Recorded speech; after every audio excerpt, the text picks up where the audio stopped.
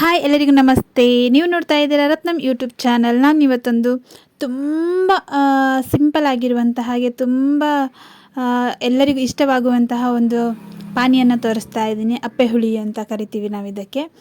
ಯಾವ ರೀತಿ ಮಾಡ್ತೀನಿ ಅಂತ ಹೇಳಿ ಪೂರ್ತಿ ವಿಡಿಯೋ ನೋಡಿ. ಯಾರೆಲ್ಲ ನನ್ನ ಚಾನಲನ್ನು ಫಸ್ಟ್ ಟೈಮ್ ನೋಡಿ ದಯವಿಟ್ಟು ಸಬ್ಸ್ಕ್ರೈಬ್ ಮಾಡಿ, ಹಾಗೆ ಬೆಲ್ ಐಕನನ್ನು ಕ್ಲಿಕ್ ಮಾಡಿ ಪೂರ್ತಿ ವಿಡಿಯೋ ನೋಡಿ ಬನ್ನಿ.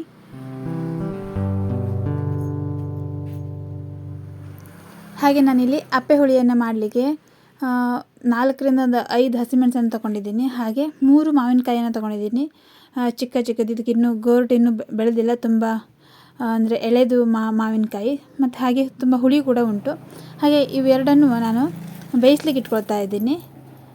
ತುಂಬ ಚೆನ್ನಾಗಿ ಬೇಯಬೇಕು. ಇದಕ್ಕೆ ಬೇಯುವಾಗ ನಾನು ಇಲ್ಲಿ ಸ್ವಲ್ಪ ಉಪ್ಪನ್ನು ಹಾಕಿ ಬೇಯಿಸ್ಕೊಳ್ತಾ ಇದ್ದೀನಿ. ನೀವು ನೋಡ್ತಾ ಇರ್ಬೋದು, ಇದೀಗ ಸುಮಾರು ಒಂದು 3/4% ಬೆಂದಿದೆ. ತುಂಬ ಚೆನ್ನಾಗಿ ಬೆಂದರೆ, ಅಂದರೆ ಹಣ್ಣಿನ ರೀತಿಯಲ್ಲಿ ತುಂಬ ಚೆನ್ನಾಗಿ ಬೆಂದರೆ ಇದನ್ನು ಕೈಯಿಂದ ಸ್ಮ್ಯಾಶ್ ಮಾಡಲಿಕ್ಕೆ ತುಂಬ ಚೆನ್ನಾಗಾಗತ್ತೆ ಹೇಳಿ ಅಷ್ಟೇ. ಹಾಗೆ ಇದು ಇನ್ನೊಂದು ಸ್ವಲ್ಪ ಹೊತ್ತು ಬಿಟ್ಟು ನಾವು ಇದನ್ನು ಆಫ್ ಮಾಡಿದರೆ ಸಾಕಾಗುತ್ತೆ. ಈಗ ನೋಡಿ ಸುಮಾರು ಚೆನ್ನಾಗಿ ಬೆಂದಿದೆ ಇದು. ಹೀಗೆ ಇದನ್ನು ಆಫ್ ಮಾಡ್ಕೊಳ್ತಾ ಇದ್ದೀನಿ ನಾನು. ಹಾಗೆ ಒಂದು ಪ್ಲೇಟಲ್ಲಿ ಎತ್ತಿಟ್ಕೊಂಡಿದ್ದೀನಿ ನೋಡಿ. ಮತ್ತು ನಾವೇನು ಬೇಯಿಸ್ಲಿಕ್ಕೆ ನೀರು ಇಟ್ಕೊಂಡಿದ್ದೀವಲ್ಲ, ಆ ನೀರನ್ನು ಕೂಡ ಚೆಲ್ಲಬಾರ್ದು, ಆ ನೀರು ಕೂಡ ಯೂಸ್ ಆಗುತ್ತೆ. ಹಾಗಾಗಿ ಇದನ್ನು ನಾವು ನೀಟಾಗಿ ಕೈಯಿಂದನೇ ಸ್ಮ್ಯಾಶ್ ಮಾಡಬೇಕಂದ್ರೆ ತುಂಬ ಚೆನ್ನಾಗಿ ಈ ರೀತಿ ಕೈಯಲ್ಲಿ ನಾನು ತೋರಿಸ್ತಾ ಇದ್ದೀನಲ್ಲಿ, ಈ ರೀತಿ ಚೆನ್ನಾಗಿ ಕೈಯಿಂದನೇ ಹಿಂಡಿ ಇದ್ರದ್ದು ರಸವನ್ನು ತೆಕ್ಕೊಳ್ಬೇಕು. ಗೋಟನ್ನು ತೆಗಿತಾ ಇದ್ದೀನಿ ನಾನು ನೋಡಿ. ಅದು ಚೆನ್ನಾಗಿ ಇನ್ನೂ ಬೆಳಿಬೇಕಿತ್ತು, ಇನ್ನೂ ಬೆಳೀಲಿಲ್ಲ. ಅದು ತುಂಬ ಎಳೆ ಮಾವಿನಕಾಯಿ, ಆ ಕಾರಣಕ್ಕೆ ನಾನಿಲ್ಲಿ ಬೇಯಿಸ್ಕೊಳ್ತಾ ಇದ್ದೀನಿ.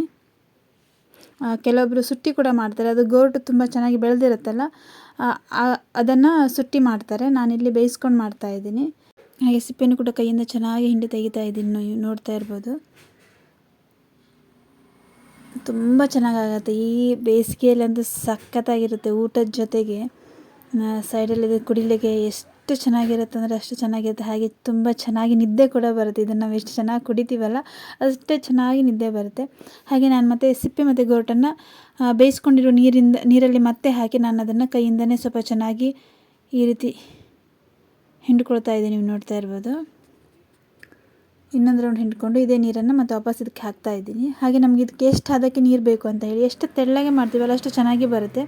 ಮತ್ತು ಹುಳಿ ಖಾರ ಎರಡು ಚೆನ್ನಾಗಿರಬೇಕು, ಆ ಕಾರಣಕ್ಕೆ. ಹಾಗೆ ನೀರನ್ನು ಹಾಕ್ಕೊಂಡಿದ್ದೀನಿ ನಾನು, ಎಷ್ಟು ಹದ ಬೇಕೋ ಅಷ್ಟು ನೀರನ್ನು ಹಾಕ್ಕೊಂಡಿದ್ದೀನಿ. ಈಗ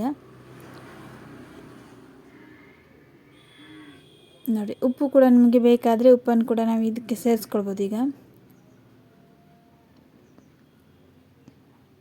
ಹಾಗೆ ನಾನಿಲ್ಲಿ ಸ್ವಲ್ಪ ಬೆಲ್ಲ ಹಾಕ್ತಾ ಇದ್ದೀನಿ. ನೋಡ್ತಾ ಇದ್ದೀರಲ್ಲ, ಅಂದರೆ ಉಪ್ಪು, ಖಾರ, ಹುಳಿ ಮತ್ತು ಸ್ವೀಟ್ ಚೆನ್ನಾಗಿರುತ್ತೆ. ಹಾಗೆ ಬೆಲ್ಲ ಹಾಕಿ ಕಡ್ಕೊಂಡ್ಮೇಲೆ ನಾನಿಲ್ಲಿ ಇದಕ್ಕೆ ಸಣ್ಣದಾಗಿ ಒಂದು ಒಗ್ಗರಣೆ ಕೊಡಬೇಕು. ಆ ಕಾರಣಕ್ಕೆ ನಾನಿಲ್ಲಿ ಒಂದು 3ರಿಂದ 4 ಟೇಬಲ್ ಸ್ಪೂನಷ್ಟು ಎಣ್ಣೆನ ಹಾಕ್ಕೊಂಡಿದ್ದೀನಿ. ಎಣ್ಣೆ ಕಾದ್ಮೇಲೆ ನಾವು ಇದಕ್ಕೆ ಸಾಸಿವೆನ ಹಾಕ್ಕೊಂಡು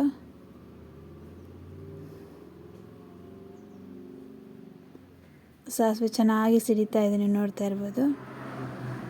ಹಾಗೆ ಇದಕ್ಕೆ ಒಣಮೆಣಸಿನ್ಕಾಯನ್ನು ಹಾಕ್ಕೊಂಡ್ರೆ ಆಯಿತು. ಕರಿಬೇವು ಸ್ವಲ್ಪ,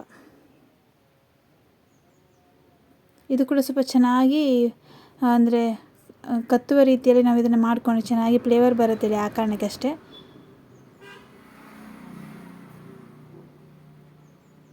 ಈಗ ನಾನು ಇದನ್ನು ಆಫ್ ಮಾಡ್ಕೊಳ್ತಾ ಇದ್ದೀನಿ. ಹಾಗೆ ಇದನ್ನು ನಾವೇನು ಮಿಶ್ರಣವನ್ನು ಮಾಡಿಟ್ಕೊಂಡಿದ್ದೀವಲ್ಲ ಮಾವಿನಕಾಯಿದು, ಅದಕ್ಕೆ ಒಗ್ಗರಣೆಯನ್ನು ಕೊಟ್ಕೊಳ್ತಾ ಇದ್ದೀನಿ.